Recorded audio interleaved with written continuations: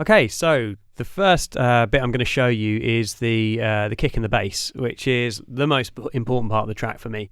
I really wanted like a housey kind of garagey sound, something that's really going to thunder and really cut through the mix. So I used a combination of square wave and a sub bass to create the biggest bass that I could for this type of track. So here they are with the kick drum.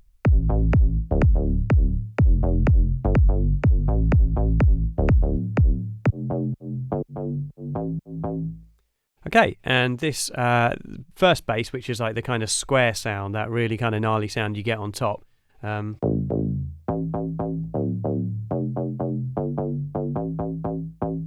This is just a sample from Copyright Sample Pack, which is a defected sample pack. These guys have got some amazing loops, like really good stuff for house, and it gives you this kind of that super cool kind of garagey sound.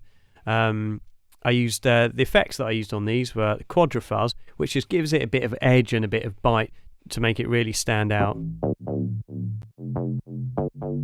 Which is basically, it's a multi-band distortion, and when you like have one of the bands, so for example this band, when you have it on amp mode,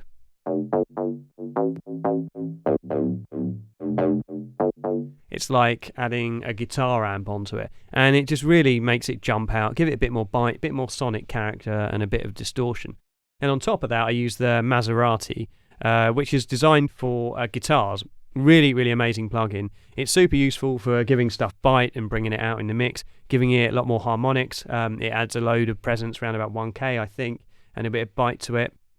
And the combination of those two makes the bass really stand out, or certainly like the mid part of the bass, the bit that you're going to hear like on your phone, on a laptop, or on radio. And then the next bit is the sub. So I've used once again the Copyright Sample Pack. I've just used pretty much a sine wave,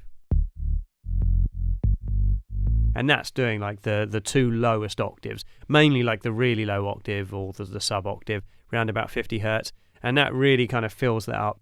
And by separating the two basses, it means that I can get the most. I can make the sub as loud as I possibly can, and I can make the other part of the bass as loud as I possibly can as well. And the two of them together absolutely slam. Oh, and not forgetting, of course, sidechain. Sidechain on bass always, when the kick's playing, that is.